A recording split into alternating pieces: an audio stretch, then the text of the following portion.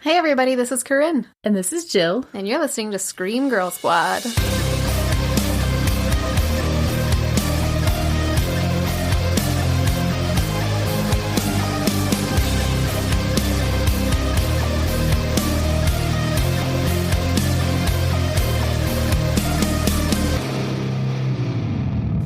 So for once, Jill and I did what we said that we might possibly do. Hey, look at us and follow through. I feel like that we accomplished it because I hedged it so well. Because I said, this might not happen, but... So I made it happen. Yeah, I just got to give us an out, and then we'll do what we're supposed to be doing. There you go.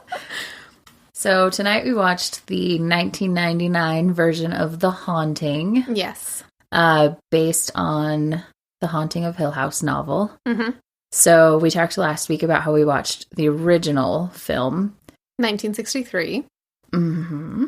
And so this one, the movie trivia was very specific that they did not have the rights to do a remake of the movie. So this was just an adaptation of the novel. Yeah, and I wonder if that that influenced a lot of the plot changes that they made. I wondered that as well. Because they changed an awful lot. I felt like everything that they could change, they did change. Some for the better, some not. And I have some opinions about that. Oh, I got a whole lot of opinions. Corinne is very mad we watched this movie. Let's just put this out. Honestly, this is now my new favorite hobby. I feel like watching remakes all together is amazing, and that this is how it should always be done. I was really worried that I would be bored during this movie because we just read the book, we just watched the 1963 version, and I was honestly a little bit worried about being completely bored out of my skull, but I wasn't. But now I want to go back and rewatch the original and remakes of all kinds of other stuff back to back because it's really fun to compare them. I love it. I'm all for it. Let's do it more. All right, cool. Can we not do House on Haunted Hill though? I mean, I want to watch the original. I really never want to watch the remake again. So you know what's weird?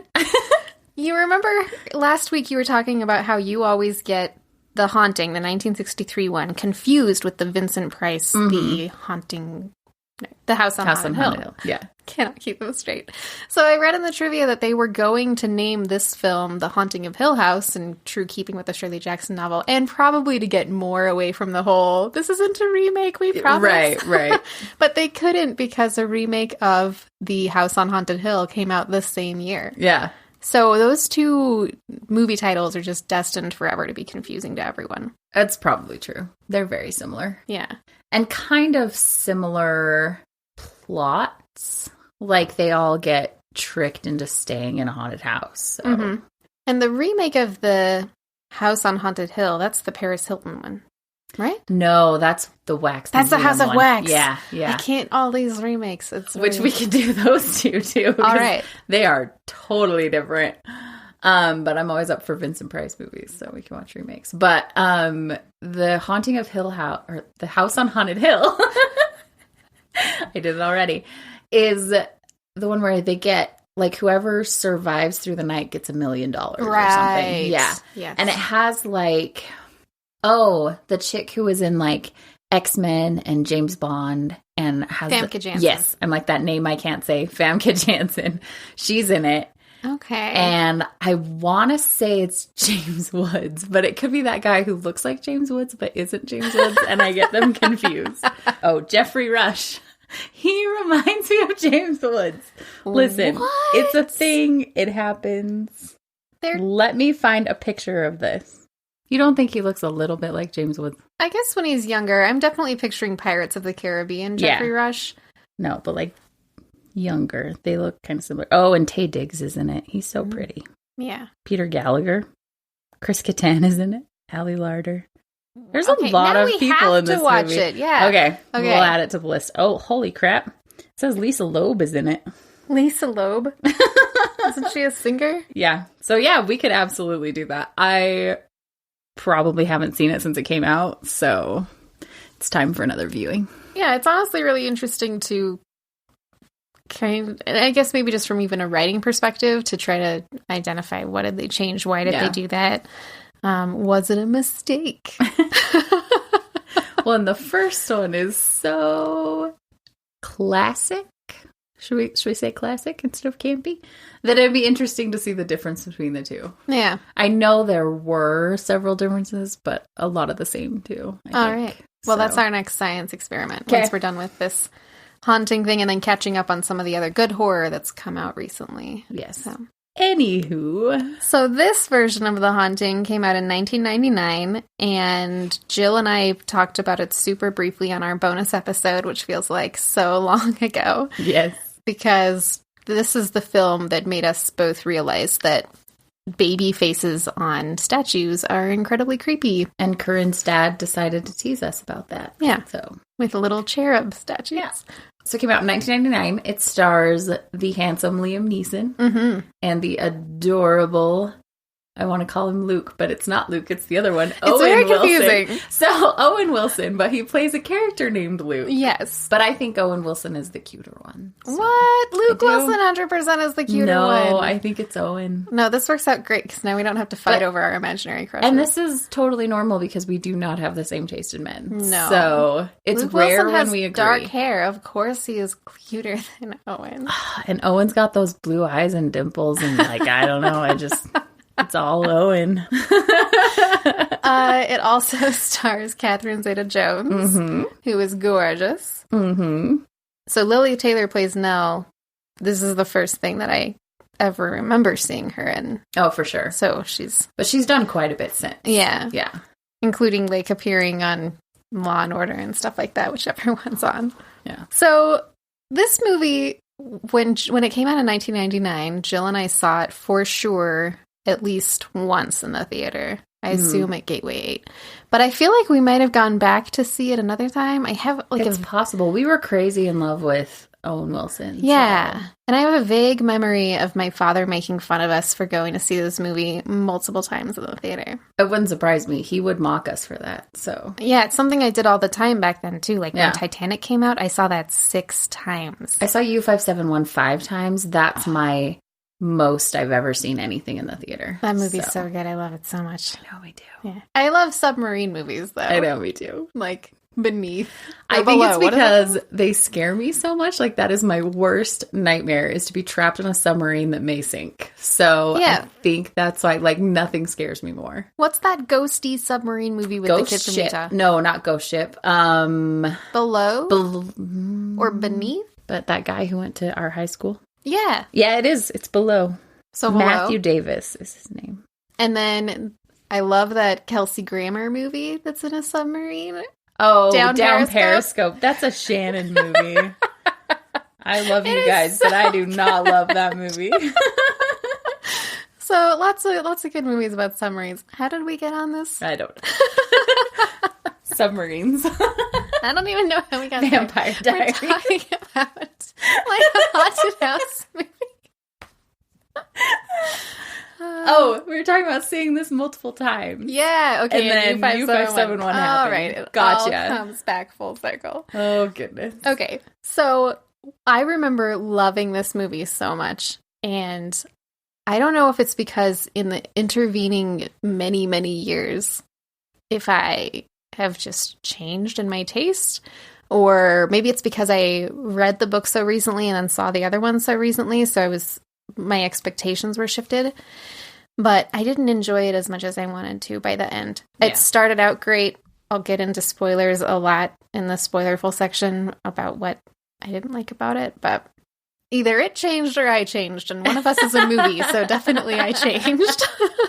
But also there's that thing that we've talked about before, that horror movies in the 90s don't hold up well. Yeah, that's true. What worked then doesn't work now. Yes. And so there's that going against it too. Yeah. And last week, when we were reviewing the 1963 Haunting, we talked specifically about this one scene that they filmed with a rubber door, and about how nifty it was watching them make use of practical effects that totally still hold up 50 years later. Instead, this movie relies entirely on visual effects. So much special computer-generated stuff. And I did think about that as we were watching it, how much we focused on that in the last movie, that they didn't use any of that. And this one, it's all it is. It's really overboard, honestly. Mm-hmm. But we can talk about that later.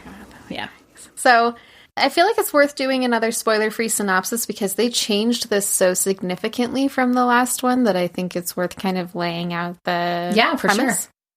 So in this one, Dr. Liam Neeson is doing a study on fear. And so in order to do this, he is telling people with insomnia that he is studying the effects of insomnia. He's not telling them that he's doing a study on fear. So he takes them all to this house that has a creepy backstory, and he's gonna plant the seeds of fear in them and just see what happens. And I think he said he wants to study fear in a group. So he wants use the group to create this fear. Yeah. So he finds these 3 insomniacs and takes them to this house to study them. Yeah. Is that a good brief synopsis? Yeah. Okay. That's pretty much it. Which is pretty different from both the book and the 63 version because in those, the people that are there know why they're there. Right? I don't think in the original one they really knew why they were there. Because I remember him saying that the other people found out, did research on the house and then wouldn't come. Because it was too creepy. Yeah. But he was pretty open with them that he was doing research into paranormal phenomenon, right? Oh, maybe. Yeah. He might have been. Yeah. He certainly didn't trick them into going there. Right. So definitely a different setup than the first movie and the book that it's based on. Now, if for some reason this is your first time listening to Scream Girl Squad, we always rate the movie based on 2 scales. Jill, you want to tell us about those? Sure. So we rate it on enjoyability. And enjoyability we base on some sort of snack food that we both enjoy. And then we base it on fear factor, how much it scared us. And we do scale 1 out of 5. Yeah. And so for fear, we use something scary from the movie. Yes. And the reason we rate it on 2 different scales is because you can have a scary movie that is so much fun and not very frightening at all. And scary movies that cough, cough, darkness falls.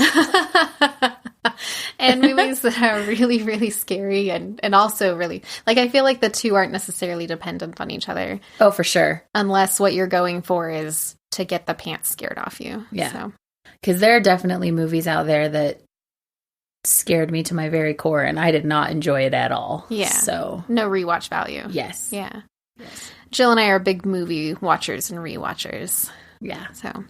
So what should we use for enjoyability this week? Parmesan bread bites. We enjoyed a dinner while we watched the film, and I personally consumed far too many.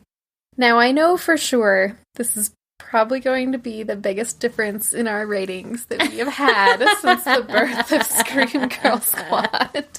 So... I'm going to have to write down 2 different ratings instead of just the 1. We're going to be different. I can feel it. Yep, probably. So, Jill, out of 5 Parmesan bread bites. Listen, I love this movie. With all its flaws and ridiculousness, I'm going with 4. Dang. Just saying. I watch it a lot. I've probably seen it 15 times or more. Wow. Yeah. Do you watch it every time, or is it on in the background while you're doing something else? Sometimes it's on in the background, but I watch it quite a bit. Most of the time it's with other people that we do commentary along with it and laugh in appropriate moments. Okay. So we've never talked about this on the podcast before, but people that have visited our website might have noticed that underneath the fun and fright rating, we recommend who you should watch the film with. And it seems like in order for this movie to be fun, that you need to watch it with other snarky people who will mock it mercilessly with you while you are watching it. Absolutely. Okay, I think that's how very, I very like important. to watch The Changeling. Yeah. Oh my gosh. So I could see that. I could see watching it and laughing, but because I was trying to review this film and holding it as much as I could while still every once in a while exploding with disappointment. Well, and I think, because we've talked about this before, we try not to make comments while we're watching together so that we talk about it here. And so I think she would have liked it a lot more if we had been doing that. Yeah, but because we weren't, she didn't. This was a 2 for me. It started out a little bit higher, and then it just fell down real quick, and... I am sure that I will become angry and animated during the spoiler-free section. spoilerful section, and then we can get into that. But I'm going to have to post a dual rating with you as a 4 and me as a 2. So, how about fright rating? Last week we forgot to actually choose something scary. Oh. So I think I used a scale of evil houses or something on the website. Can we do ghost children? I was kind of thinking of doing creepy cherub faces. Oh, there we go. Yeah. Okay. So on a scale of 1 to 5 creepy cherub faces, how scary is this movie? Now listen, we talked about how we had to rate this like as it was the first time we saw it. Right? One caveat to that. Or I guess I should say clarification. Okay. That we can decide on right now. Okay. With movies that we've seen before, I feel like there's a big difference between rating it as though we are 15 again, watching it for the very first time, or imagining I am in my 30s and I'm watching it for the first time right now, you know? Yeah. Because the first time that we saw it, I remember thinking it was scary, but I just kept thinking during this film, if I was watching this for the first time right now, I don't even know if I would be comfortable calling it a horror movie. That's fair. I honestly, because I want to give it like a 1 on the fright scale. Okay, there we agree. A nice, happy 1. Yeah. Because to me, it felt more like an adventure movie. I think I commented during the film to you that it felt like The Mummy, but not as much fun. Yeah.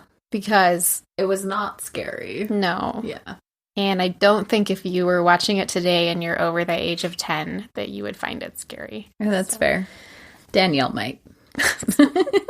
On an adjusted scale of 1 to 5 Danielles. I think she actually really likes this movie. I feel like we've talked about it. There you go, because it's an adventure movie. Yeah. It's not a horror. It's like a mystery. I'll have to ask her about that. Danielle, you're listening. Text me when you hear this episode. Yeah, because it's not...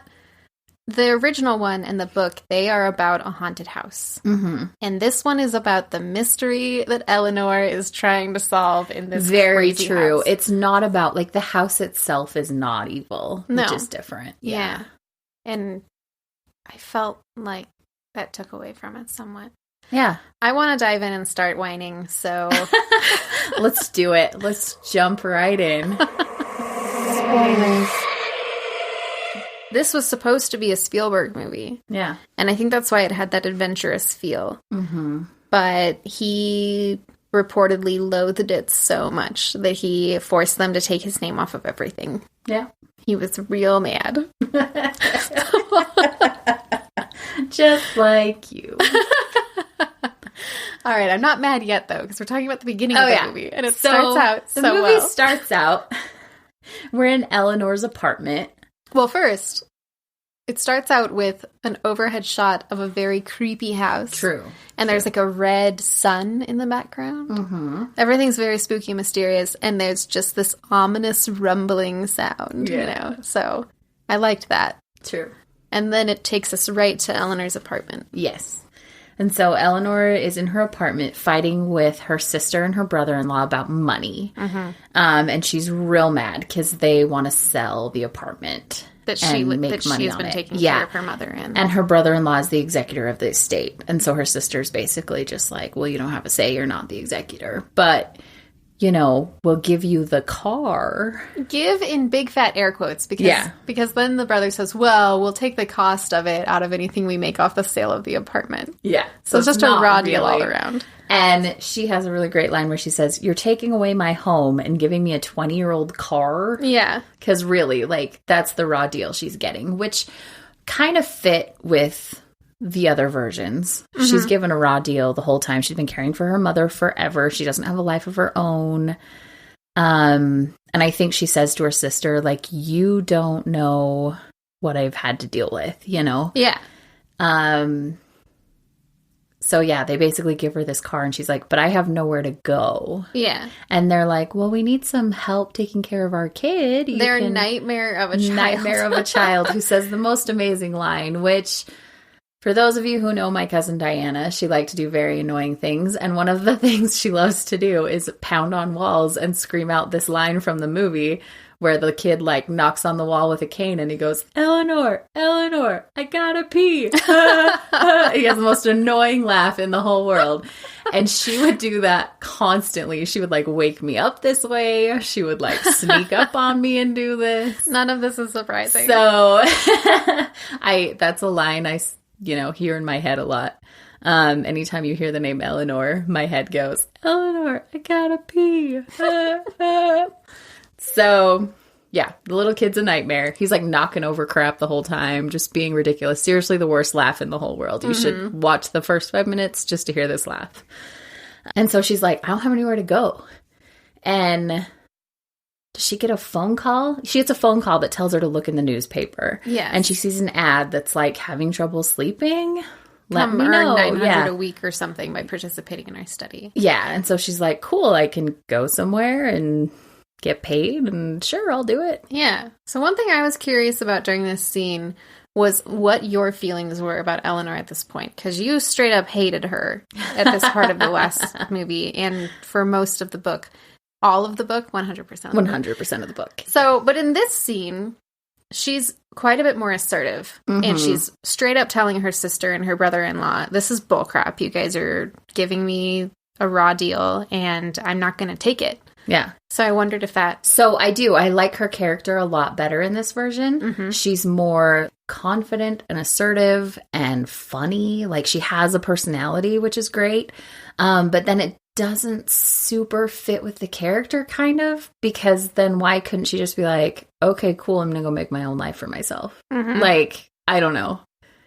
Yeah, and I think that she has that humor and that strength of will. I don't know. The humor disappears 5 minutes into the movie. Yeah. And anyway, we'll get there. We will get there. So she gets a phone call. You don't hear who's on the other end of the line, but she gets pointed towards that ad, and it cuts to the person who's putting together that insomnia study, Dr. Liam Neeson, as she'll put it. They renamed him again. So in the book, he's Dr. Montague. In the 63 version, he's Dr. Markway, and now he's Dr. Marrow? Sure. I don't know. Yeah. Honestly, I just called him Liam in all my notes. Yeah, Liam Neeson the whole time. So we're just going to call him Dr. Liam Neeson. I'm good with makes that. The most sense. So Liam Neeson is talking to his assistant about who the people are that have applied to be a part of this experiment. And his assistant, Mary, is explaining that the ones that she thinks are the best she put on top. And I kind of got a little bit of a feeling that when he asks her, what's your intuition telling you, in kind of a teasing way, that she has some type of underlying psychic ability that he's maybe skeptical of. And they kind of touch on that a little later as well. But it's not really focused on, so I don't know if they were really trying to imply that or not. Yeah. Yeah. We'll talk more about Mary later also. Yeah. So as soon as he's finished talking to Mary about, the people who have applied, he has to go and sort of defend himself to his boss, because his boss is making what sounded to me like an argument that, hey, you can't do this. It's wholly unethical. Yeah. And that's bad science. Yep. And Liam Neeson's retort was, sure, I can trick people into being part of an experiment. You don't tell the rats they're in a maze. I wrote down that line because I was like, that is the perfect, we say a lot in our friend group, for science. And that's what this reminded me of. Like, he doesn't care about the people. He just wants the study. Which is interesting, because later he's talking about how my work will help people. But I think that's just something that he's convinced himself of to explain away his bad behavior. I absolutely agree. Yeah. So he apparently wins the argument because the experiment moves forward. They handily skip the bits of the book that Jill hated the most, where Nell is driving to the house and having all of her little fantasies, and she just sort of gets there in about 2 seconds. Yep. And Mr. Dudley, the caretaker, lets her in, and he is my favorite guy from The Burbs. Bruce Dern. So I got all excited to see him. I forgot that he was in it, to be honest with you. And he's Laura Dern's dad, right? I don't think I did. Yeah, so he's, the lady from Jurassic Park. Yeah. So he opens the gate. Eleanor doesn't try to run him down with her car. So I appreciated that as well. I was a little disappointed. She's not like all snarky with him and tries to hit him with her car. So that was cool. And when she gets there, Hill House looks super rad. It's this huge mansion with just lots of intricate details that you don't see and mullioned windows, and it looks beautiful. And to quote Liz Lemon, I want to go to there. So the outside, again, is a real house, which, again, is in England. Because they have all the cool stuff. I feel like we need to put together a Haunting of Hill House tour and just go look at these houses. All right. Sold. So Nell lets herself into the house, and she follows like a weird thumping noise. Yes. And she ends up opening a door that is the kitchen, and there stands Mrs. Dudley holding a cleaver. And she has the best, like, angry face I've ever seen. Like, RBF, resting bitch face, for those who don't know the term RBF. She's like the master of RBF. So she's just standing there holding a cleaver like, why are you here? Yeah, she has pretty naked disdain written all over her in every interaction with any of the other characters. She is not a happy lady. Yeah, I wrote down prickly pear. Yes. So Mrs. Dudley shows Nell to her room, and as they're walking through, Jill pointed out that once again, it seems like they built the set so that the hallways are curving. They're kind of round and very disconcerting. Lots of columns that repeat at regular intervals, and the way that the columns work with the curvature, it kind of made it hard to tell what was real and what they might have extended with CGI, which I actually thought was a pretty cool effect. But she shows Nell to arguably the ugliest room in existence. And Nell is like, oh my gosh, this place is beautiful. I've never stayed anywhere so beautiful. And we've talked before about how I have bad nightmares at night and I have to be careful about like what is in my bedroom. This room is like murder capital.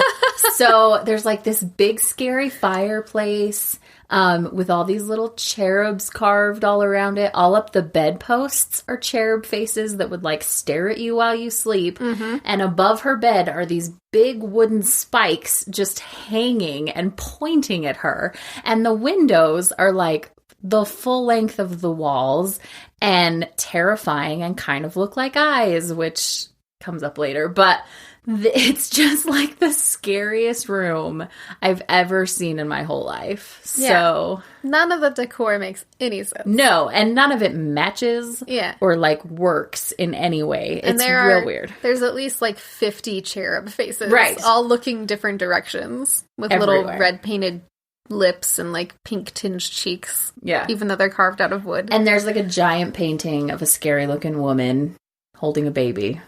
That I'm pretty sure is not alive. So anyway, it's just it's the worst. And Nell is enraptured. She's grinning ear from ear. She's so happy. And Mrs. Dudley gives her amazing speech that she gives in the book and the original version, as well as this one, where she's like, I put dinner on the table promptly at 6. I clean it up at 7. And she's like, breakfast is on the table at 9. I cleaned it up at 10. I do not wait around. I don't do dishes. I don't do special orders. Like, she goes on and on. She's like, we live in town. No one would hear you scream. No one will go any further than that in the night, in the dark, which is just my favorite line ever. Super happy. I don't think they changed very much of that dialogue. No. It's like, and so she just gives her whole big spiel, which I just loved. And Nell the whole time is just like, okay, great. So then Theo arrives. Oh my gosh, I love Theo. And again, Theo, so Nell comes in, she's got like one tiny bag, she's wearing like really conservative clothes, like you can tell she doesn't own a lot. Theo comes in with like 5 suitcases and she's all decked out and wearing this like fur-lined coat and just talking about her amazing boots and everything. Like, it's just a whole different vibe. Yeah. Yeah. And she's real pretty.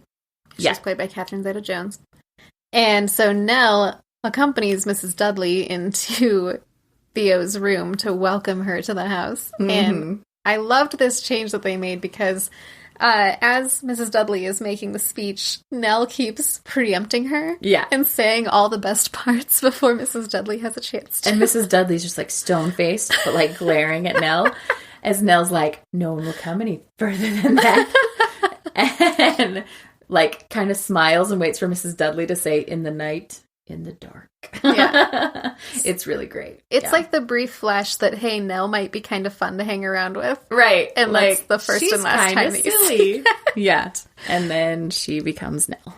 Yes. The Nell that I hate in all the other versions. So Theo comes, and in the previous versions, we talked about how they hinted that Theo might be a lesbian, and it's like implied, but they don't like outright say it. And in this one, Theo's just like, yep, I have a boyfriend, I have a girlfriend, whatever. Like, oh, Nell asks her if she has commitment issues, and she's like, well, my boyfriend thinks so, but my girlfriend doesn't. And Nell like gets a little uncomfortable, you can tell.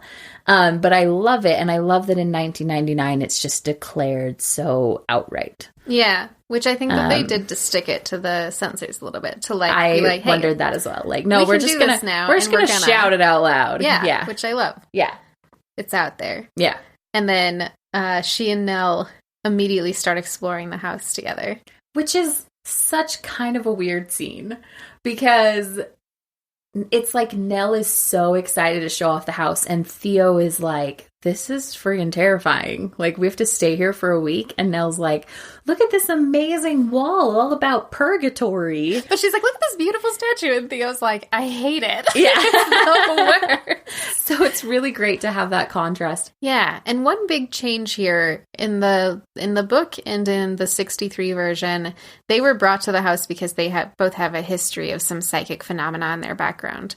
Mm-hmm. And in this one, there's none of that. Right. Yeah, Theo is not telepathic. Nell has no poltergeist activity in her background.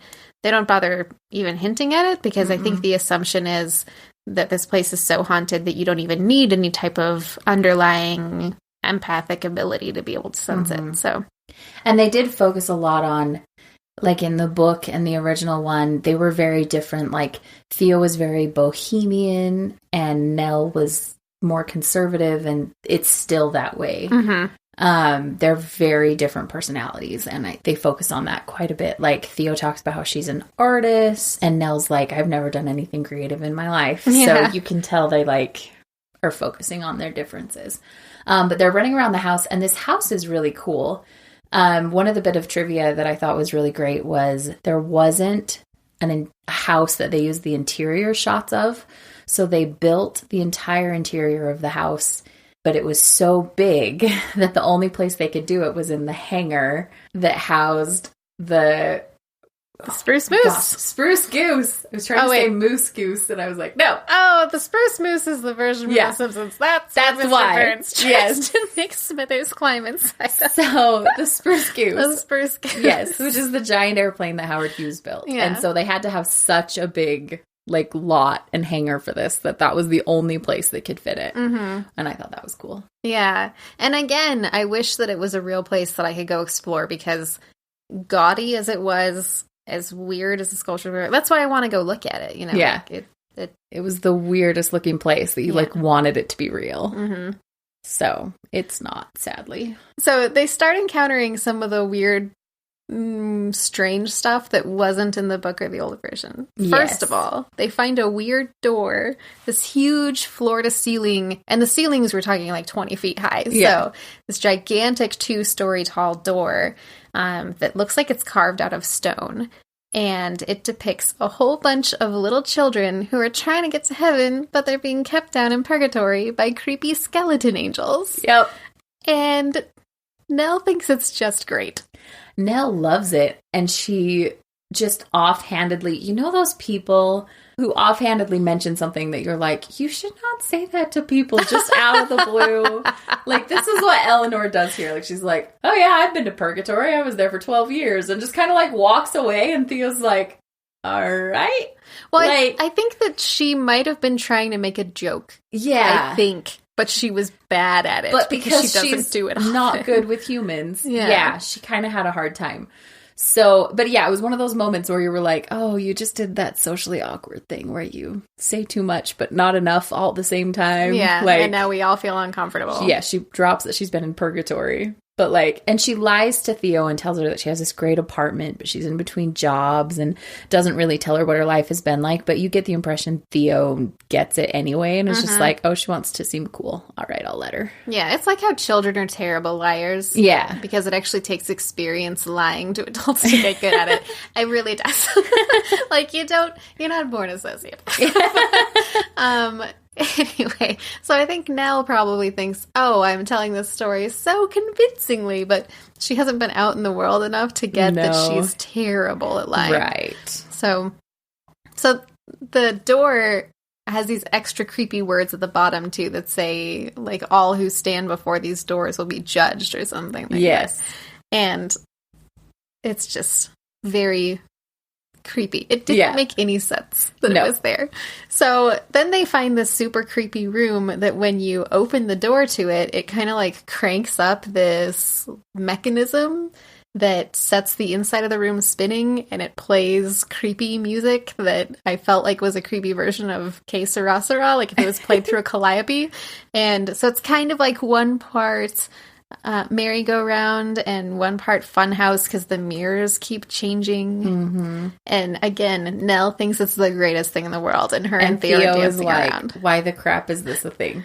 And they find this really cool room that's like a river, like it's just water. I love that room. And these like stacks of books that you had to step on to cross the like water, which was cool. Yeah, that's the one thing that I was like, I would put that in my house today. Yeah.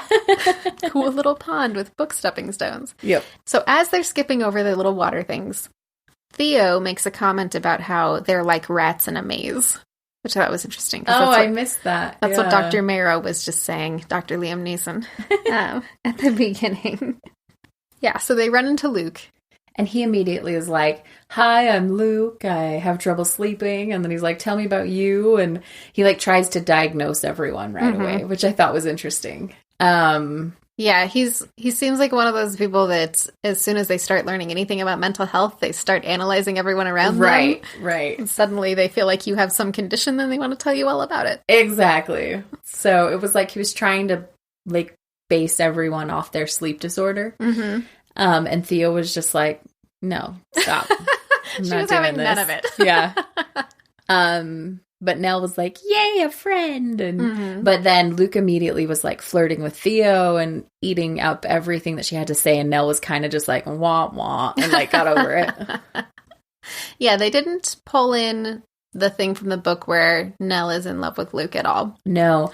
They also didn't do any romantic tension with Dr. Liam Neeson, which I feel like was a waste, to be honest with you. But I thought it was interesting because that was such an important part of, she's been shut up. She has no experience with men. And now she's trapped in a house with these two handsome men. Like, she should be awkward around them. She should be having those feelings. You know what I mean? Like when you finally get attention from a male and you're like, oh, hello, you know, like I think that made sense. And so this movie, I kind of missed that in this movie. Like I felt like that made sense for who she was as a person. Well, and I feel like in the other two that helped play into why she was so off balance, because she was struggling with so many new things and new emotions. Yes. And so that's how the house wormed its way inside of her. Yeah. Like guarded spirit, I guess. And in this one, they don't play with that at all. Like it's not that she's psychically weaker than anyone else. It's not that the house is just like preying on someone. We'll get into what the house and who's in the house wants later, but they changed that up quite a bit. So that's probably why it was just they didn't need that extra emotional bits. Yeah, I think but so. I missed it. Yeah. And again, I mean, you're going to have like a young Liam Neeson and a cute, fresh-faced Owen Wilson, and you're not going to have... There should be some romance. Yeah.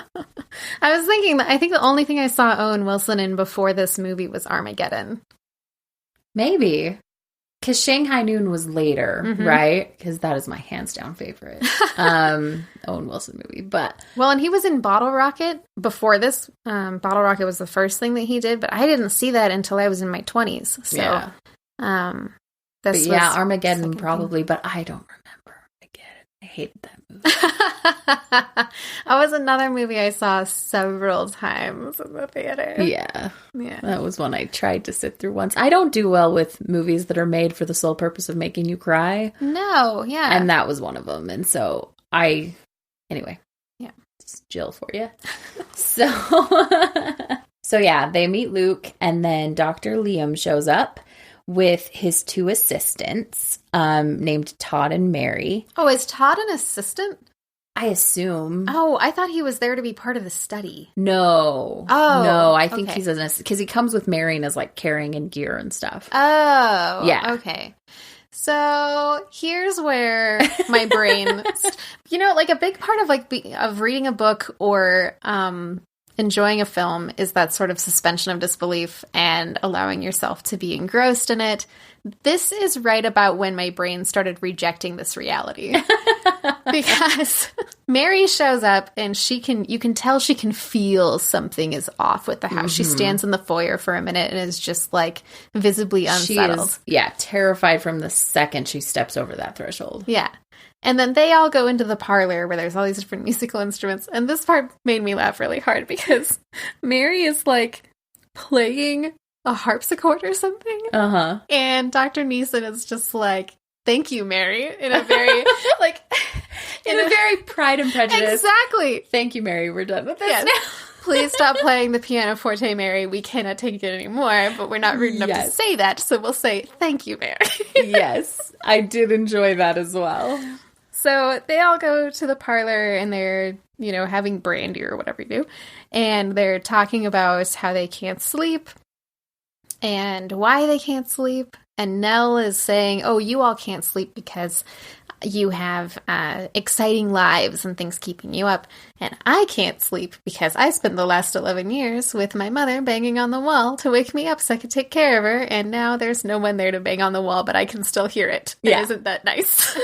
And everyone's just like... Again, she drops that really awkward thing that nobody knows how to respond to. So everyone is uncomfortable. So then Dr. Liam Neeson, starts telling them the story of the house. And he says there's this man named Hugh Crane who ran a mill. Mm-hmm. And he started building this house because he wanted to have a big family. So he built it to hold lots of children. Yes. And he and his wife were never able to have children. And his wife eventually died, and he became a shut-in who kept building the house. Yeah. That's all they say. He went Mary Winchester and just kept adding room after room after room. And that's all they say. Oh, but he does say that sometimes the townspeople down below could hear the sounds of children coming from the house. Oh, yes. It's very creepy. And everyone looks visibly creeped out. Yeah. And then Mary starts freaking out, and she just is screaming, and she's like, we shouldn't be here. This feels wrong. There's more to this story. You guys don't even know. And the harpsichord snaps a string that slaps her in the eye. Yeah, as she's talking, it's tightening itself. Yeah. More and more and more. And when she runs her fingers across the strings, it snaps. And so Todd or whoever... he packs her away into the car and drives her to the hospital, I assume to get stitches, because she's cut above her eye. And below her eye. Yeah. But not on her eye. Not on her eye. So obviously it's just a flesh wound. It's bleeding a lot because that's what your face does. That's what it's good at. Yeah. So they should have come back in 4 hours. They never come back. Yeah. The whole rest of the movie, they never come back. And are never mentioned again. No. It's they completely forgot that Mary and Todd were ever there. Yep. And they don't matter anymore. And I literally never thought about that they should probably come back. No. And they don't. Every 10 minutes for the rest of the movie, I was like, where the F are Mary and Todd? How many days has it been? I'm pretty sure that they just slept again. Where are they? So they never came back, and I found it very distracting. That has never occurred to me in the 15, 20 years since this movie came out. So cool. So, Dr. Liam Neeson and Luke are watching them drive away.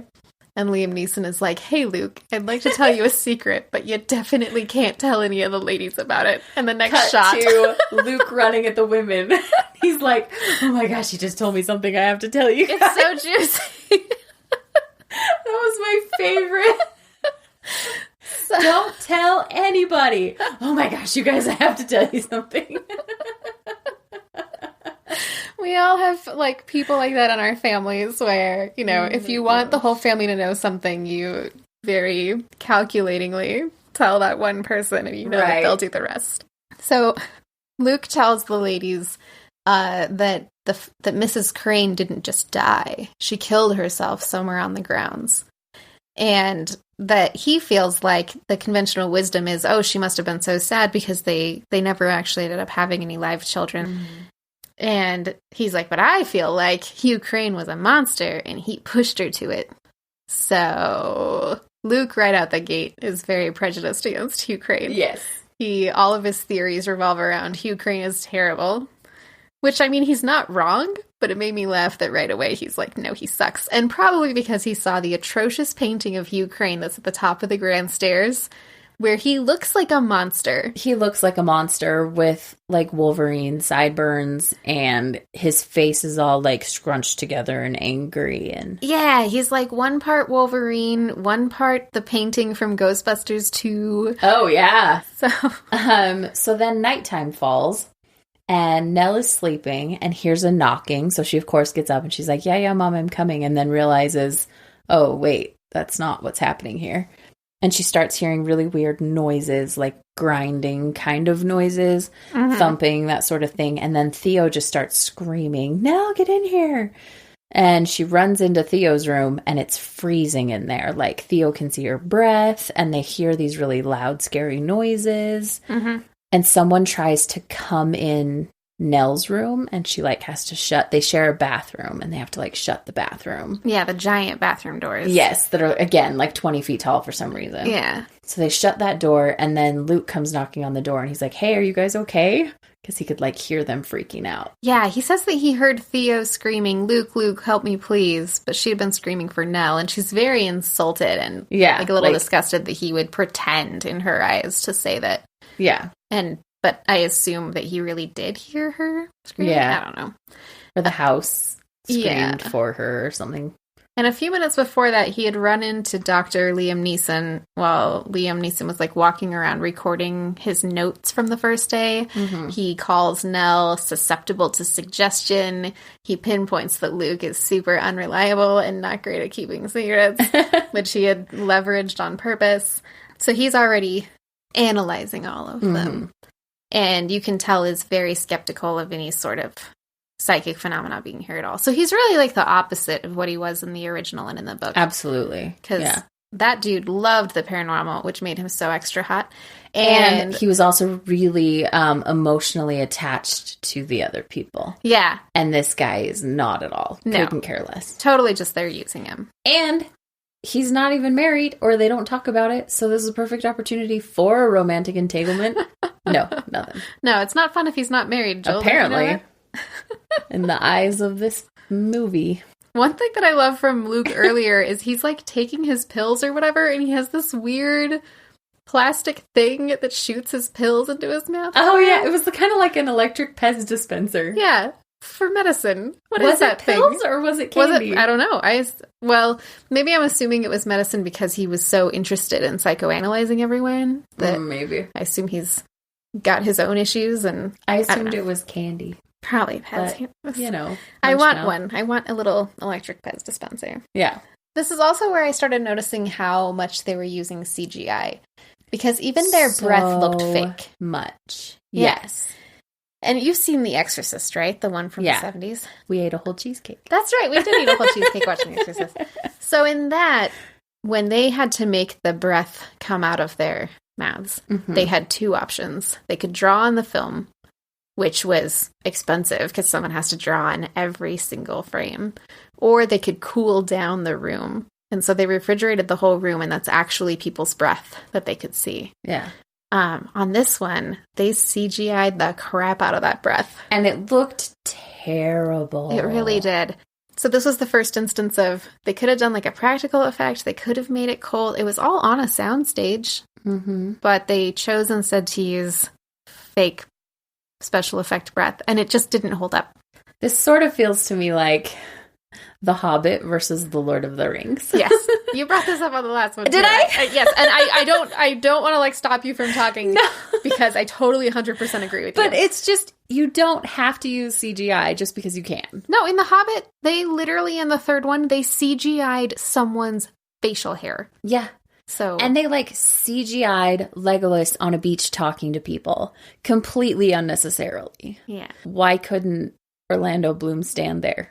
Yeah. Like, they had to, like, CGI. Anyway. To quote one of our favorite films, they were so concerned with whether or not they could, they didn't stop to think about if they should. Exactly. So, yes, this movie very much relied on that, and not in a good way. It was very distracting. Every time that it happened, it pulled me right out of the story and made me just a little bit more cranky. So, and it just makes me giggle, because I'm like, that looks terrible. That's great. Picture Jill laughing her ass off on a couch next to, like, a voodoo doll who's slowly being stuck with more and more pins of aggravation every time that this movie did something that irritated.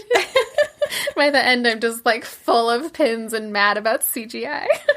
Oh, that's hilarious. So, Luke rescues them, and they're trying to figure out what really happened, and they're down in the kitchen playing with the pipes and trying to figure out if the sounds that they were hearing could possibly be just the pipes in this gigantic old house. And Dr. Liam Neeson is very interested in figuring out who might have suggested to the other one, so who's more suggestible. Theo, did you say you were cold? And Nell picked that up, or was it vice versa? And he's being pretty heavy-handed and obvious about, like, what he's really interested in, but none of them pick up on it. Yeah. Maybe Luke, based on later events. So they go back to sleep, and a figure of a child. This is the worst part. They rely on this method a lot. So anytime there's, like, fabric, they have children floating through the fabric, like swimming through the fabric. Yeah. So it's like when you want to be a ghost as a kid and you put a sheet over your head. But they made it more detailed children faces. Yeah. So it like floats down the curtains, and then the curtains brush against the bed, and then it's like on the bed, like bedding and floating up by Eleanor and like laying on the pillow with her. And she opens her eyes to be face to face with a child's little face that's popping out of her pillow. And there is no fear. And then it just whispers to her, "Find us, Eleanor, find us." And she grins, and she is like so thrilled that a ghost child is talking to her. Like, she's not scared in the slightest. No. She's just like, hallelujah. If I wake up and one of my cat's faces is in front of my face, it scares the holy crap out of me. Oh, yeah. And that's expected. They're always there. Like a kid's face coming magically out of your pillow, I would pee the bed. Yes. It'd be terrible. And she's just like, cool. Yeah. So, she's so strange. Yes, she is. So the next day, Luke and Nell are talking. Luke is scared of the house, and Nell is just like super chill, like, I love this house. Mm-hmm. It's amazing. I feel like I've always belonged here. Like, stuff like that. And Luke is kind of scared of everything, though, because he says he's scared of Teletubbies. Yes, he goes off on this whole thing. He's like, but I gotta tell you, he's like, all these cherub faces, they're terrifying. And he's like, as well as like Teletubbies, those things freak me out too. And he's like, but they sing too, so that's probably why. It's really great. It's just like in the 1963 one, anything funny typically came out of Luke's mouth. Oh, for sure. For sure. Yeah. So then Luke starts talking about, he's like, Nell says something like, I've got a warm spot for this house, or a warm... Anyway, she like talks about how she loves it, and Luke's like, you know what, I've got a warm spot for Theo. I'm gonna go see what she's doing. And he starts walking away, and Nell's like, what she's doing or what she's wearing? And he's like, don't care, like, either one. Yeah, he's enamored with Theo, for sure. So, for no reason at all, he closes the creepy purgatory doors so that Nell can have some privacy to do the little, like, children's menu mazes that Dr. Liam Neeson is forcing them to do as part of his experiment. So he's like, here, I'll give you some privacy. And she's like, okay. And while she's sitting there alone... The fireplace has like these chains that come down from it, and they start moving, and then a face comes out. Yeah, a scary face. A scary face. And like the wind picks up Nell's hair. Yes. And points to the fireplace. Yeah. So she freaks out, obviously, because this giant creepy face is coming out of the fireplace, chains at her. And everyone goes running in there to investigate. And they find... There's a giant flue. Yeah, a flue. Which is like a lion head that is probably 5 feet around. It's huge. Yeah, it's like 3 times the size of a basketball. Yeah. If not more. More. Yeah. I would say... Because I don't think any of them could, like, reach their arms around it. Yeah. Yeah, it's more like a crab soccer ball. Yeah. Yeah. There you go. That's a good comparison.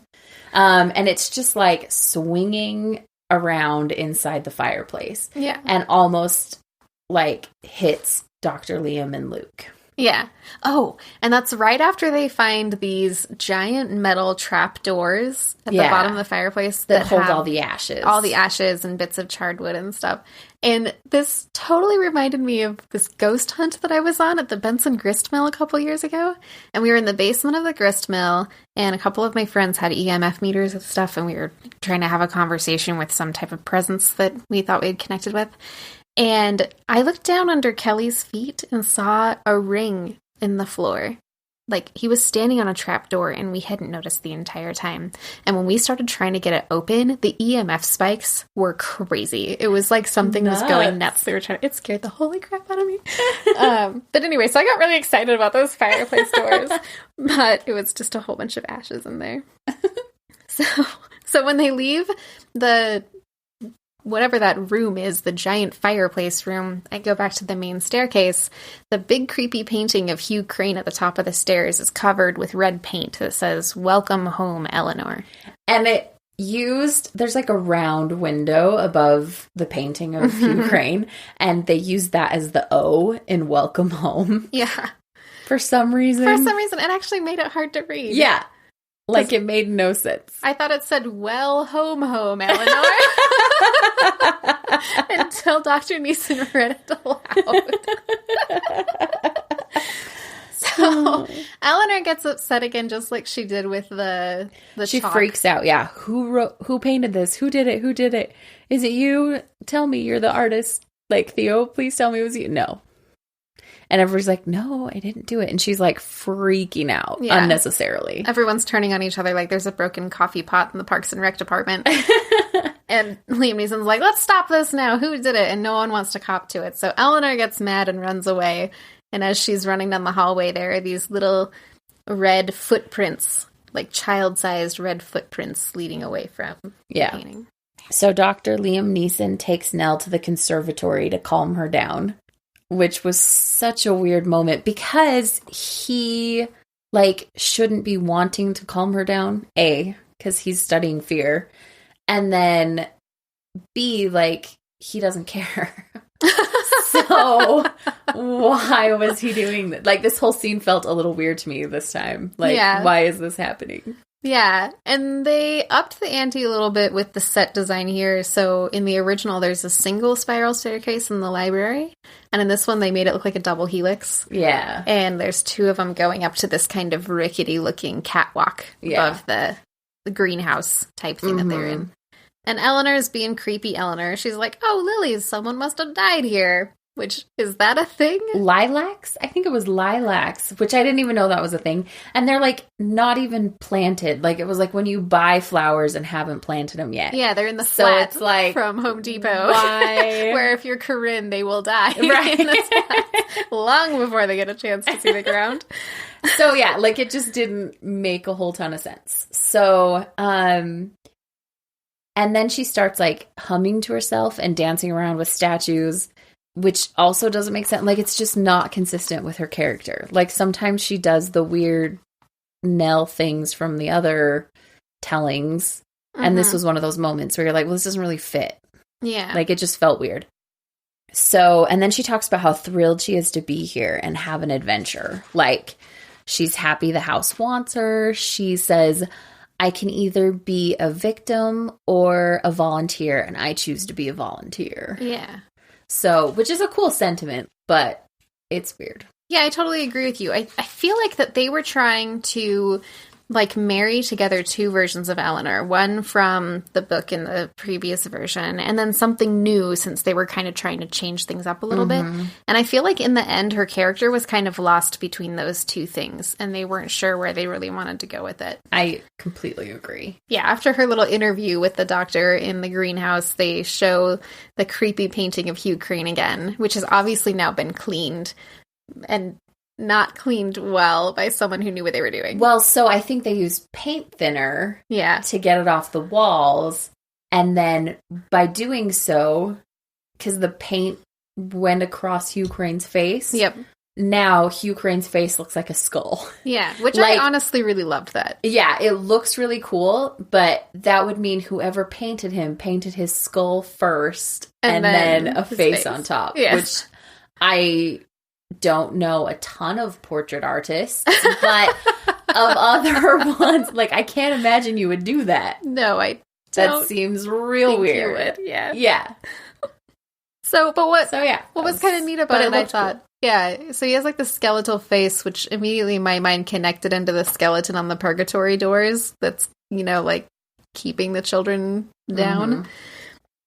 But they show us Nell's room, and this was the first time that I was like, okay, it's been at least one full day, and where is Mary? She's still not back, because Nell's in bed again. Yes. And she gets woken up by creepy children's voices, and so her door just opens on its own, and her foot is hanging off the bed, and they focused on it a little too much, and I was like, this is why they tell, like, why you're afraid to hang your foot off the bed, like, it's gonna get grabbed, or it's gonna something. It doesn't happen, but she wakes up, and she sees, like, bloody footprints. Yeah. And so she follows them. Bloody or painted? Painted? Hard to say. Red footprints, child footprints. She calls them bloody later, but I was assuming it was just still the red paint again. Yeah. But who knows? Maybe it was blood and not paint on the wall. Yeah. So she, of course, follows the footprints because she's dumb. And well, she's excited. Again, every time these creepy little children haunt her. Well, and I think the kid's voice says, follow us, Eleanor. Come with us. We want to show you something. And she's like, okay. Yeah. She's not scared at all. Even though she's totally terrified by the idea of a bunch of words painted on the wall. But these actual freaking ghosts that she's seeing are saying her name. Yeah. That doesn't unsettle her whatsoever. And she's like, okay. Yeah. But don't paint my name on the wall. Yeah. That's too far. That's too far. Yeah.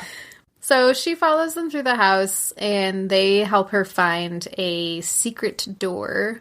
Which is pretty rad. That leads down into, like, a secret office area. Yeah, which made me think of Casper. Did it make you think of Casper? Oh, a little. Yeah. It kind of made me think of more Young Frankenstein. Oh, yeah. Where they find the lab. Yeah.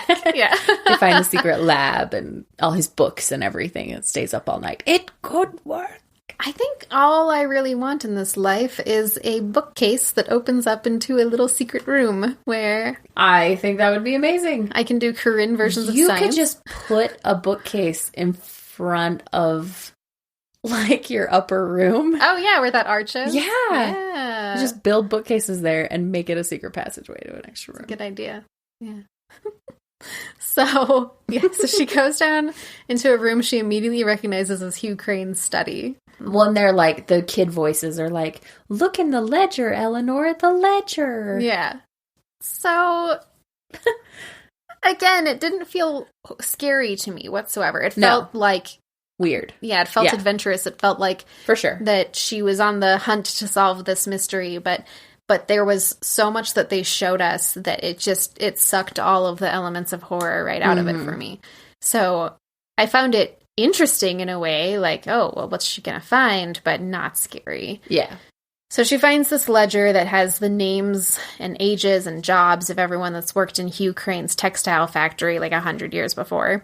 And a whole bunch of them are crossed out, all kids, with little crosses next to their names. She is very upset by this right away. Yes.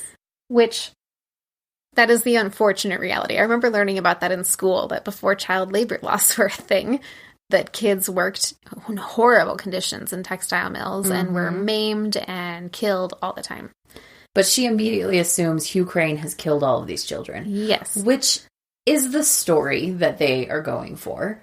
But I found that a little hard to believe that she made that connection so quickly. Yeah, that's what I mean, man. Like, it was so common for that to happen in textile mills that for her to immediately assume nefarious things were happening. The little kid spirits and voices that we are hearing are small. Yes! Small children. And every child that was dead was like 11, 13, 14. Like, I think the youngest was 10. So these kids did not match like the ghost toddlers. No, it that were totally floating reminded around me the of house. Darkness Falls with, like, how old are they? Yeah. Yeah, because it's all very creepy little... I would say that the oldest that one of those ghosts that's following her around was in life was maybe 7. Yeah. Just little kids. Mm-hmm. And they definitely listed children that age in the ledger. But they were all alive. Out. Yeah. Yeah. So it was super strange. But so Eleanor gets all excited. She runs up and wakes up Theo because she wants to show her this ledger that she found. And Theo's like, I was having the best night's sleep of my entire life. Can we please talk about this in the morning? Yeah. And Nell's like, but wait, you'll never guess how I found it. The blood led me to the bookcase. And that's when Theo's like, And then she's just like, let's talk about it in the morning. So then this really weird thing happens where Nell goes back to bed and she decides to brush her hair before going to bed. Mm-hmm. And her hair starts parting itself. And she's brushing her hair at the cherub faces. Yeah. Like she walks not in even and a mirror. Yeah. She's like, hey, children, I'm listening. And then sits down at her vanity and starts combing her hair. And she keeps looking over at the children. Yeah, she tells the children before she starts brushing her hair, okay, guys, I'm listening. I heard you. And then starts brushing her hair. It's really weird. And her hair keeps kind of like parting itself weirdly. Which again, weird CGI effects. Yeah, her hair changed colors. It wasn't even, anyway. Yeah. And we said this again about that door, that if they made this movie today, they would use too much CGI and it wouldn't hold up in 10 years. This movie, this version of The Haunting is 20 years old, which I hate to say. It's so gross in my mouth to talk about 1999 being 20 years ago. But that's how much, and it totally doesn't hold up. Nope.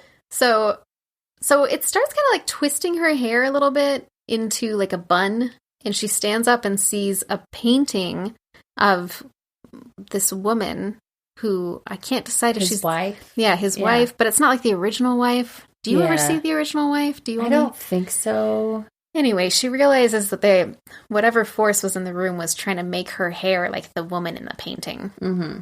And I think she finds a book later and finds out that she was the second wife. Yeah, the second wife named Caryn. Mm-hmm. So, presumably, nothing else happens that evening. So, after something tried to do her hair for her, she must have gone to sleep. Yeah. The end. Yeah. And scene. Yeah. Well, she's not scared of it. No. Because why would she be? Why on earth would you be if a ghost was your hairdresser? Yeah. So the next morning she wakes up and she's looking for Dr. Liam Neeson. Doesn't find him, but finds his notes and computer and stuff all unattended, and does what anyone would do, which is randomly pick up his tape recorder and start listening to his notes. Yeah. He calls her delusional and emotionally unstable, and talks about how when he was interviewing her in the greenhouse, she refused to admit that she painted the words on the wall, and he doesn't understand why. Yeah. And so it's pretty clear that he didn't paint the words on the wall, and that he thinks that she did. Mm-hmm. Now, if it was me, my immediate reaction would be, that bastard thinks I'm crazy. Her immediate reaction is, let's go find Theo and Luke and not be mad at all. Right. So. Well, and Theo and Luke are pissed.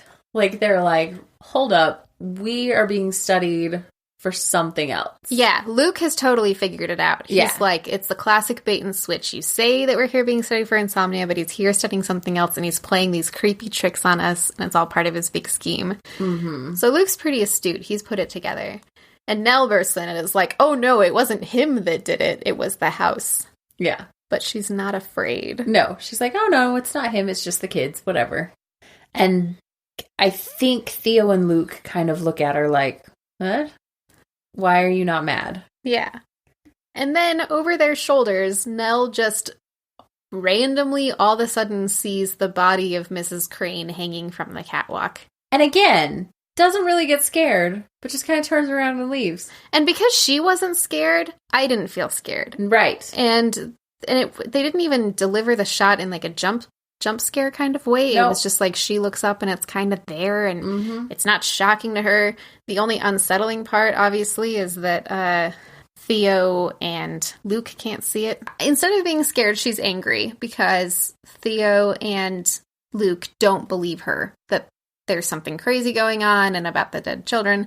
So she gets mad and runs back into Hugh Crane's study, and she just starts looking wildly for something that can help her prove to them that her theory about the dead children is correct. And she finds a book of pictures. Yeah. Weird flippin' photos. Where I don't know what they did to Hugh Crane's face in those photos, but it just looks bad. He looks cartoonishly bad. Yeah. Yeah. So, because they made him look like an ogre, basically. Yeah. And so he's this ogre man, like standing. Well, and he kind of reminded me of in the new It, when they tried to make Pennywise look like a normal person. Mm-hmm. And I told you, like, it didn't look like the guy who plays the character. It was like when the Joker paints it over his face. Like, it kind of looked like that. His face looked like the guy pretending not to be Pennywise. I don't know if that makes sense. No. Like, his face reminded me of that. It was like, it just looked wrong. Yeah, I don't know. well, it kind of fell into the uncanny valley where they did something to that actor's face before they photographed it. They made him look inhuman, but not in a creepy way. Just in a, what the heck were they going for? Yeah, like, just in a, that doesn't work. He doesn't look like a human. Yeah. I don't know. Yeah. So the pictures are of Hugh Crane and his wife in front of the big giant fireplace with the lion flu. And the lion flu. I'm not worried about the bird flu. I'm worried about the turtle flu. The first pictures of Hugh Crane and his first wife, right? I think both of the wives looked very similar. Yeah. So I honestly don't know which one was number one and which one was number two. I think at first it's him and the first wife, and then the woman changes, and that's how Eleanor figures out, oh, he had a second wife named Carolyn. Okay.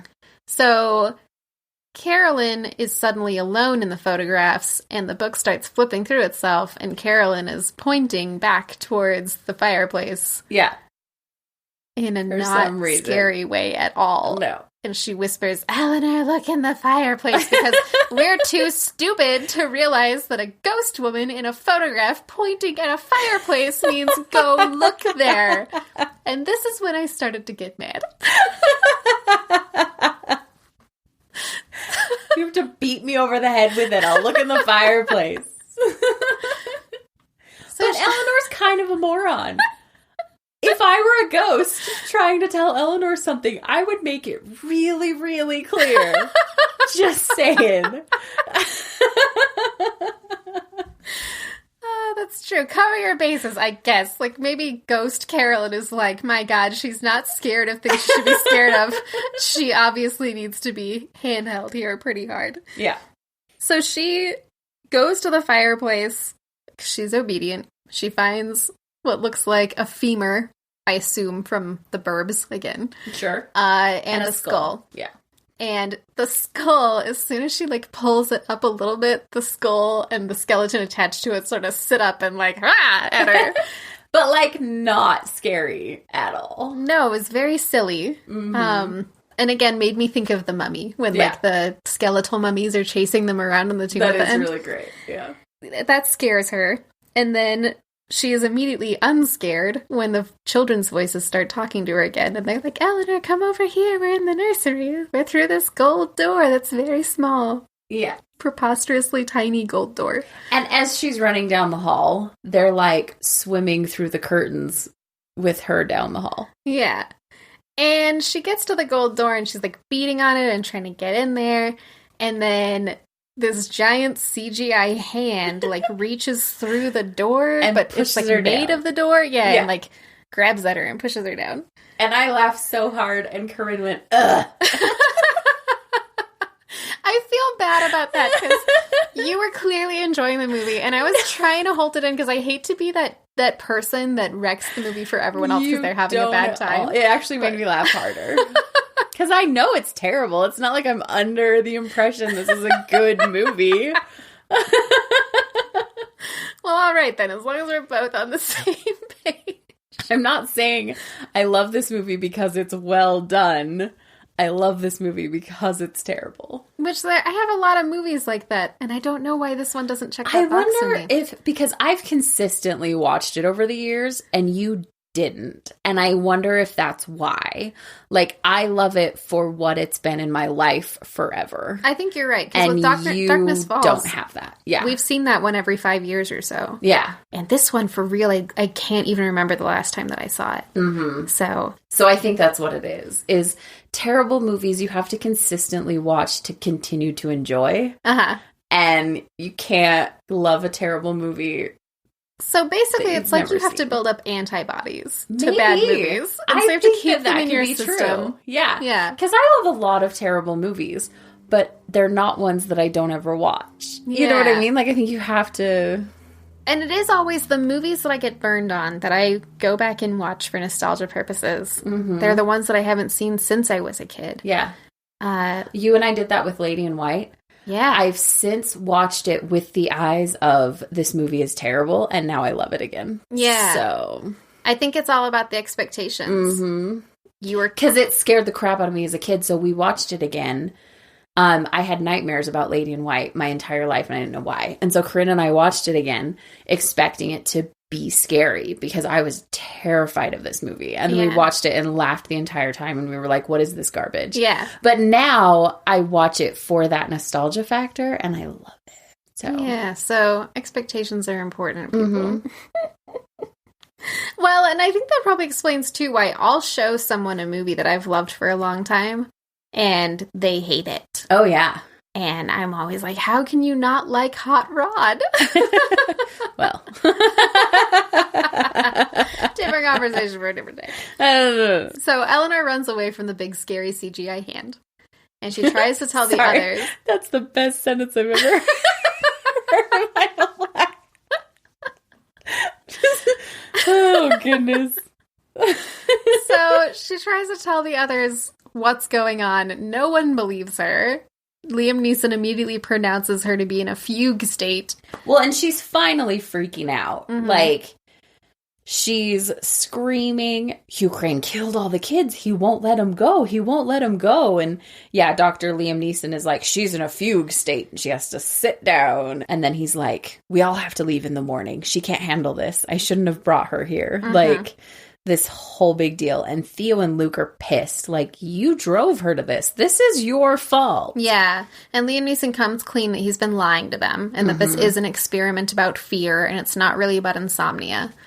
And so they are justifiably very mad. Yes. So they decide to take Eleanor to bed for some reason until morning when they can get her out of here. Yeah. And Liam Neeson decides he's going to go look in the fireplace.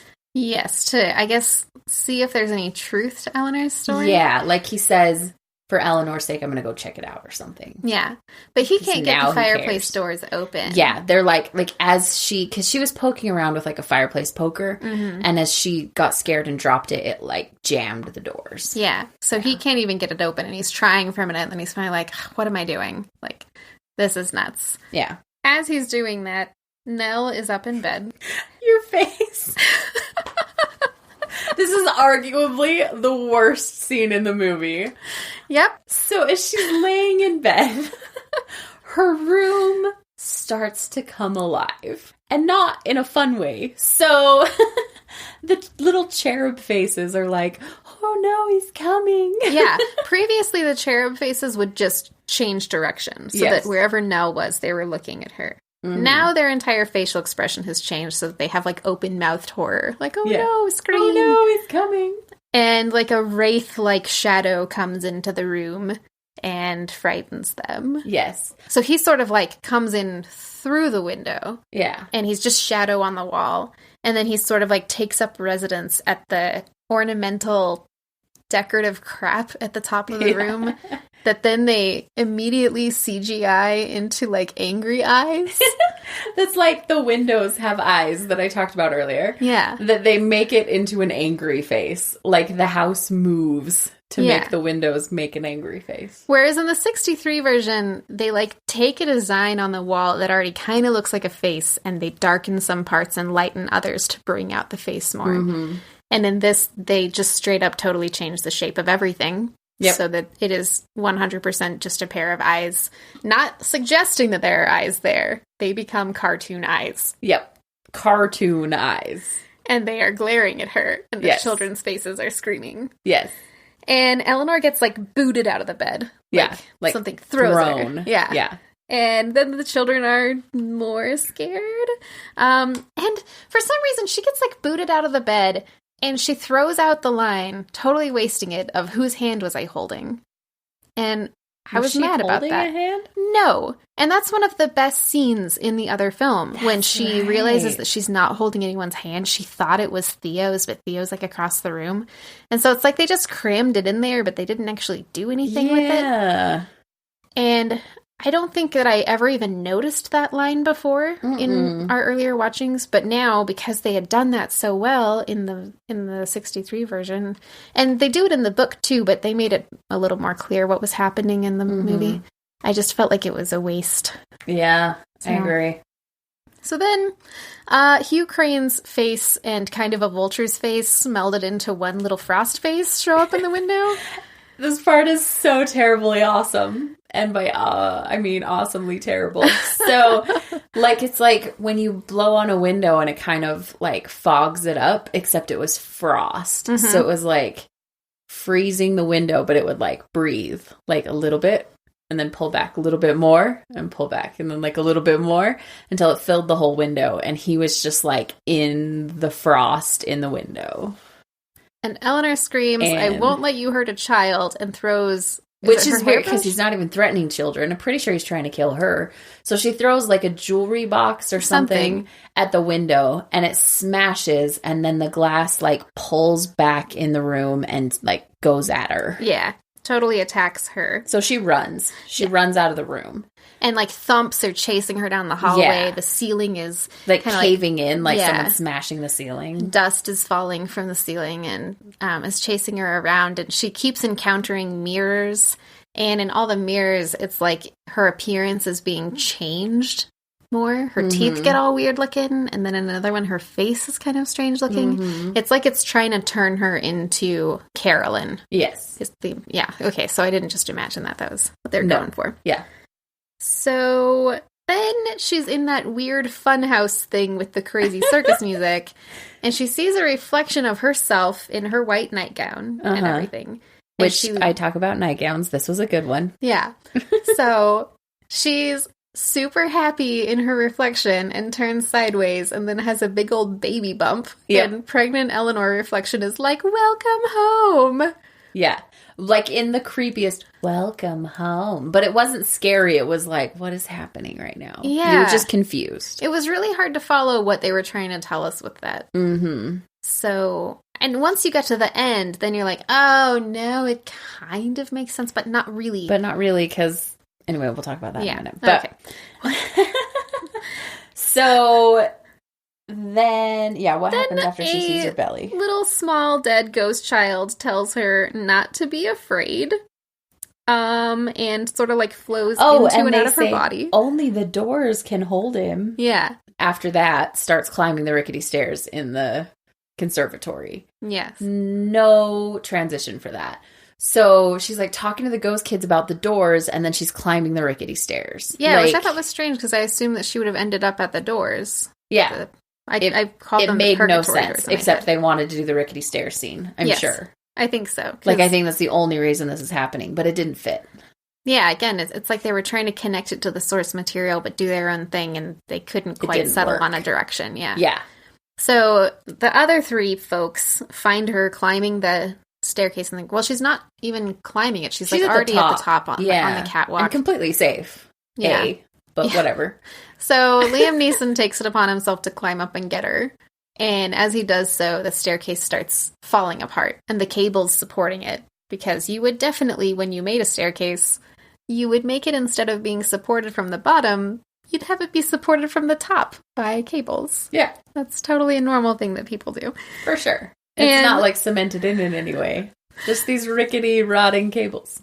So he's climbing up to save her. She's shouting about how she needs to go join the children, which is unsettling. And he's trying to get her his cell phone, which I totally forgot he even had, falls out of his pocket and shatters on the floor. Which was interesting to me that they felt the need to fill that plot point. Like, they were stuck in the house. They couldn't call for help. Yeah. Because I didn't even remember that he had a cell phone. And wouldn't the house have been wired with a telephone at some point? It had electricity. It had electricity, yeah. But and they don't if he had talk a cell about that. phone, why did Mary never call him to explain why she's not coming back? Maybe she did, but, like, he doesn't care, so he never told anybody. I guess. Anyway, he eventually gets up to Nell and as the stairs are falling apart. Yeah, she reaches out a hand to actually, like, bring him to safety a little bit and pull him up to the catwalk with her. Mm-hmm. And then she's gripping the rails of the catwalk so tightly he has to, like, pry her fingers off and ferry her off to the side. How did they get down from the catwalk? No idea. No idea. They move off to an unseen part of the screen on the right that you're like, if that was up there the whole time. And no crazed wives jump out at them, so I was a little disappointed. Yeah. So I think they included it just to be like a callback to the original, but it didn't make sense with them what they were actually doing. For sure. So Nell is back in bed and she's like tossing and turning and feverish, and they're like, we gotta get her out of here. But they're locked in. Liam Neeson is explaining, we can't leave till morning. We can't take her to a hospital till then because the gates are locked and the Dudleys aren't coming back. And Luke volunteers to take first watch, so the doctor goes back down to the greenhouse to record his notes about the day. Which makes zero sense. I almost just died in this room. I'm going to go hang out there? Yes. And why was he still doing the experiment at that time? Right. Because I thought earlier he had been like, all right, I'm pulling the plug on this. Was he lying and telling them he was pulling the plug? Sure. But that was like part of it. So like one stage of the experiment is letting the rats know they're in the maze and then seeing what they do. No idea. So as soon as he says out loud, I gotta stop this, I gotta get them out of here, this creepy drowned god statue in the fountain comes to life and tries to grab him and barfs blood all over him. Yeah, blood is coming out everywhere for some reason. And he almost drowns, but then he gets away. Yeah. So... And then he sees Theo, and Theo's like, what happened to you? And he, like, can't even tell her. And then they hear Luke screaming because Luke is not even in the room with Nell. And the doors slam. I think he's in Theo's room. Mm-hmm. And the doors slam, and Nell gets locked in the room alone. And then those giant, scary spikes above her bed come down from the ceiling and pin her down. Yeah, they grow like arms of a thorny bush or something. Yeah. And so they pin her to the bed and trap her like bars of a cage, I guess. Yeah. And then hands start coming out of the ceiling to try to grab her. Not just out of the ceiling. So Hugh Crane's face comes out of the ceiling, and it's kind of a mummy effect again. I just kept thinking about the mummy. Maybe I wished that I was watching Did it come in 1999? It might have. Yeah, 1999. So there you go. Maybe that's why they're intertwined in my brain. Could be. We could have watched them around the same time. And The Mummy, I watch every year. I love The Mummy. Movie. Yeah. So, every time I want a good adventure-y romance movie, I watch The Mummy. It's so good. Brendan Fraser is amazing in that movie. Seriously, so and that was good. the first thing I saw Rachel Weisz in, and she's amazing. It's great. But Hugh Crane's face kind of comes out of the ceiling in a way that reminded me of the Mummy's face coming out of things. Like out of the dust. Yes. And, So, as if that's not enough, and as if they didn't blow a bunch of CGI money on that, then they make a bunch of arms and hands come out of his mouth. Yeah. So it's like a ceiling made and it in makes his face. No sense. Crap grabbing at her from inside of his mouth. And they're never clear on his motivation. Like, is he trying to kill her? Is he trying to impregnate her? Because this scene comes off a little attacky and rapey. Yeah. Like, it pins her legs apart. Yeah. And then he starts trying to grab at her. They're not really clear about that. And then, with what happens in the end, it's even more upsetting and unclear. Yes, because it's like he's trying to transform her into Carolyn. Uh-huh. Because I assume it was actually him that was trying to braid her hair. And that the chair was around. But if that was the case, Why weren't the kids scared at that time? Mm-hmm. Were the kids trying to turn her into the mom? I don't know what's happening. So, yeah, the motivation was not clear in any way. no. And again, we talked about this a little bit before. In the book and in the earlier version, the house is just bad. Like, it's a bad, evil house. And in this, the house by itself isn't people bad. Crazy. Yeah. It's that Hugh Crane and all these, like, ghost children are haunting the house. Mm-hmm. And they're actually what's driving the force. Mm-hmm. And I find one of those two things way scarier than the other. Yeah. So, anyway. The CGI child faces are now actively moving. Mm-hmm. So they're not just staring in open mouth horror. Now they're actually talking and like yelling and screaming at Nell. Like, stop, oh, no, get out, no, yeah, no. he's coming. So Luke screams for help. They manage to bash their way into the room to rescue Eleanor. And see her trapped. Mm-hmm. And they're like, oh crap, the house is trying to get her. Yeah. Like, they finally believe her. Mm-hmm. But not the house, Hugh Crane. Sorry. Yeah. Just to be clear. So they all start freaking out and try to free her, and they can't even pull those big spikes out of. So Luke has to get like a big candlestick and just start beating it and pulling all the wood apart. Yeah. And Dr. Liam just like sweeps her up in his arms and carries her out. And like, as they're trying to get her out, Hugh Crane's face comes back and the creepy mouth arms are like grabbing at them again. So they get the full picture now. Yeah. They totally know what's up. So they go outside and they're like, we're going to try and leave. Like, we just have to leave. We can't stay here. We can't keep Nell here. And they go outside and they're trying to leave, but they can't get out of the gate. Yeah, because it's still locked. Yeah, so they're trying to break through. And Luke says, Nell, I have to borrow your car. Which, didn't he drive a truck there? I don't know. Because in a couple of aerial scenes, and this is me being sexist probably, in a couple aerial scenes, they show 4 vehicles out in front of the house. There's Nell's Gremlin, or whatever the crap it is. There's something that looks like a Bronco. There's like a sedan, a nicer looking one that I assume is Theo's. And I can't remember what the 4th one was. There is definitely a car that is more substantial than the Gremlin. But that's the one that Luke chooses to try to ram into the gates. It's the oldest. It's the most... I guess. You know. More like it's the one that would be easier for a giant crest of arms to fall off of the gate and with that land one on thing, top and trap him cover inside. all the doors. Yeah. Yeah. So, which is what happens. Which he is bashes what happens. the gate. It doesn't blow open. The thing like falls. The metal thing comes and falls down and traps him inside. And while he's doing that, like before he gets her car, she asks Dr. Liam. Just randomly, by the way. Nothing prompts this question. No, nothing. She just says, how did you know the house wanted me? And he's like, what? What are you talking about? And she's like, why did you call me and tell me to look at your ad? And he's like, I didn't call you. Dun, dun, dun. Dun, dun, dun. And then doesn't think anything of it and walks off to the gate. And the house, the lights start turning on and all the kid voices are like, Eleanor, Eleanor, help us. And so she goes back inside. Yeah. Yeah. That didn't make much sense to me. Like, No. why she chose that moment to ask the question. There was nothing that prompted it, and it would have been so easy to put in anything that would have prompted it. Yeah. Or earlier, it would have made more sense. Yeah. No. So she gets lured back into the home because she realizes, oh, the house called me.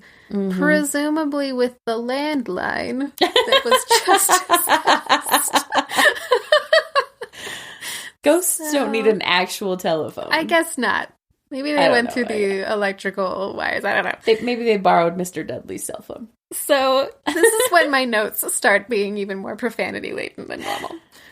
So they all just realize Nell went back in the house, and they follow her in and find her in that nursery where she couldn't get in before, and the CGI hand pushed her down. Yeah. So the door's just open now, so they get to go in. And we should say they successfully rescue Luke from being trapped in the car. Oh, yeah. He's fine. For now.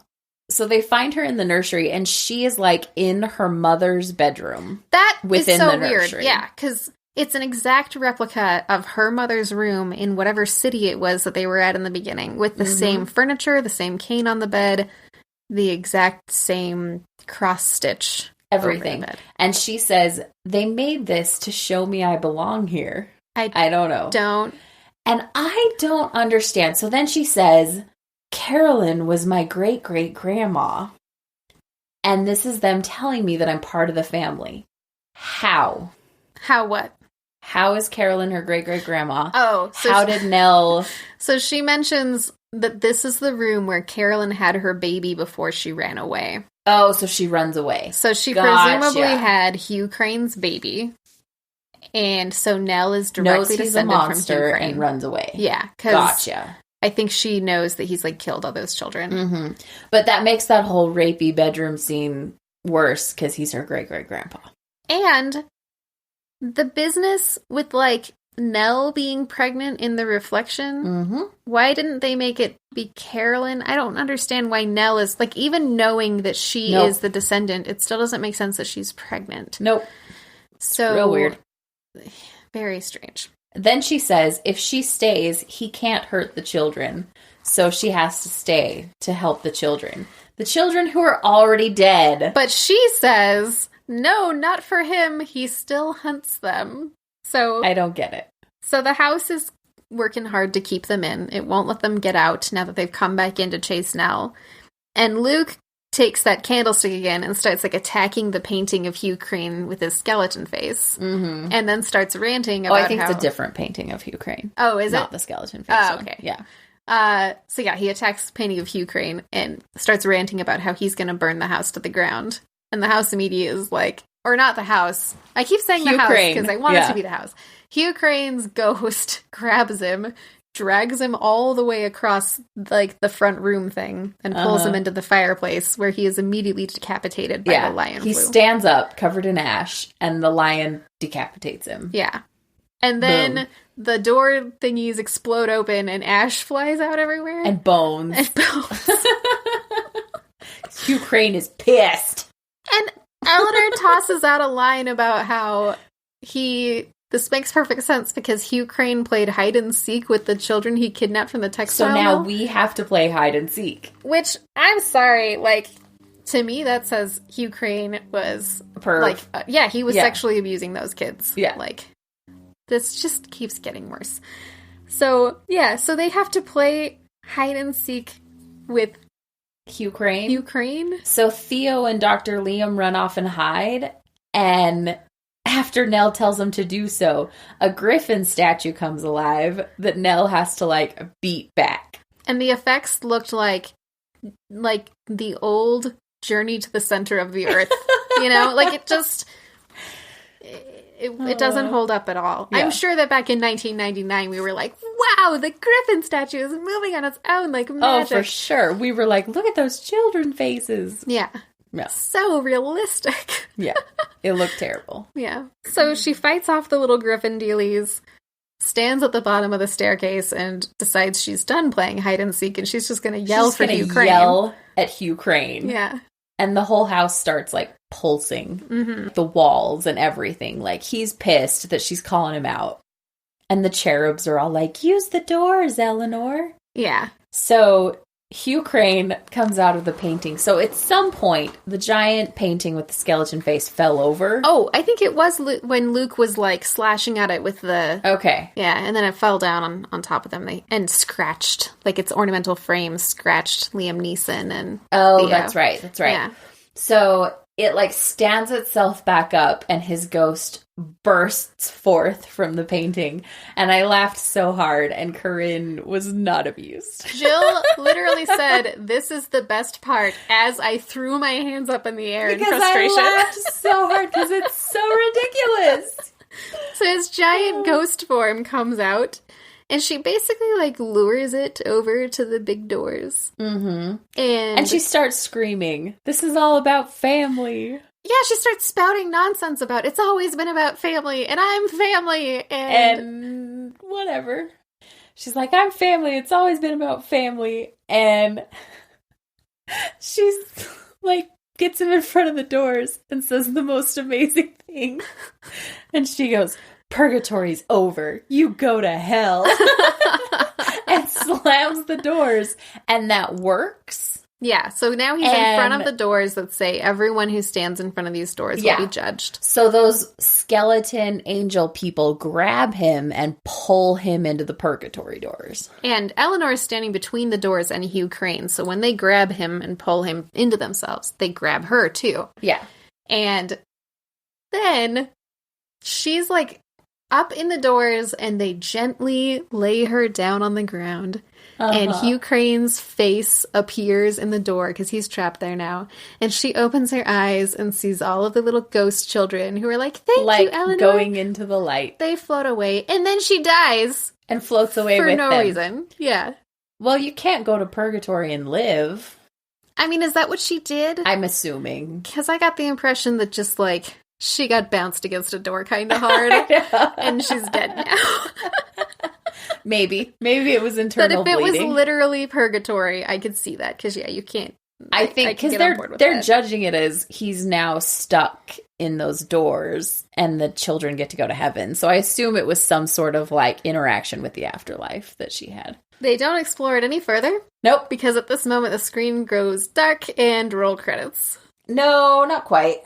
No, there's actually something else. Yeah, daylight comes, and the caretakers will drive up to see Theo and Dr. Liam just standing there all haggard. Yeah. And good old RBF says, city folk, or whatever. And they ask, did you find what you were looking for? To Dr. Neeson, and he just, like, looks sad. Yeah. And then he and Theo walk down the dirt road away, and don't tell them anything, like... Good luck with those dead bodies. I didn't even yeah, they were like walking down the dirt road. They both have a car there. Or I guess maybe Liam Neeson does it because Mary and Todd took it away and never came back. Well, there's a car like stuck in front of the gate. That's true. So they can't get their cars out anyway. So they just start walking away. Don't tell the caretakers anything. Like, good luck with the 2 dead bodies inside. One of them's missing a head. Also, there's ashes and bones everywhere. And whatever else mayhem happened. Not a word. They just, nope, see ya. And just leave. And then roll credits. So, and I turned to Jill and I said, oh, it's over. Hallelujah. Because I was pretty thrilled to not be watching it anymore. But Jill, I think you totally nailed it earlier. I think because I haven't been watching it on the regular, I fell out of love with this movie and I can't fall back in love with it now. Yep.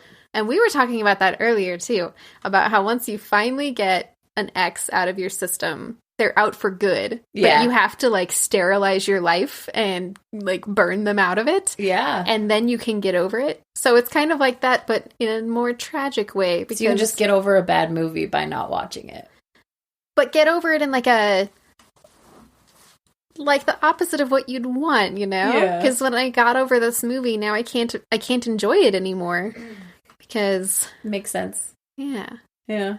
And I feel all crusty. Like, I feel like Stan in South Park when he figures out that, like, he doesn't like young kid things anymore, but he doesn't like adult things either. He just kind of hates everything. This movie made me feel like that, and that makes me feel sad.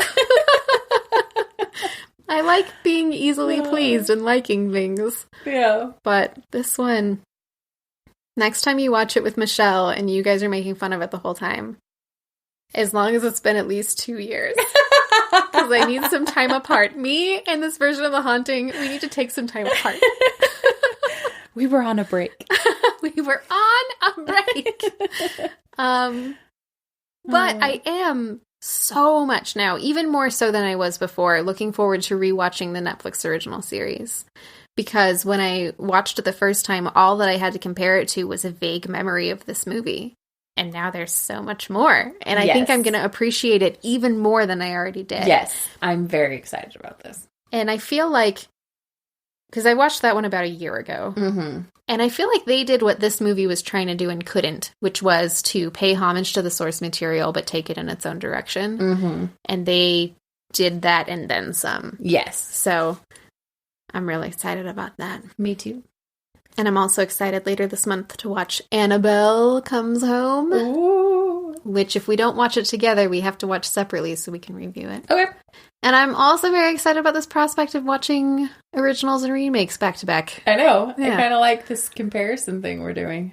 Yeah, it definitely changes the way that I look at both of them, but I don't think it's a bad thing. No, I think it's cool. Apologies, everyone, for ranting for a while about this movie that I used to love. And for those of you like me who still love it, Congratulations. Yeah, don't stop watching it. Don't stop watching it. If it gets fully out of your system, then you're not going to like it anymore. Stay infected.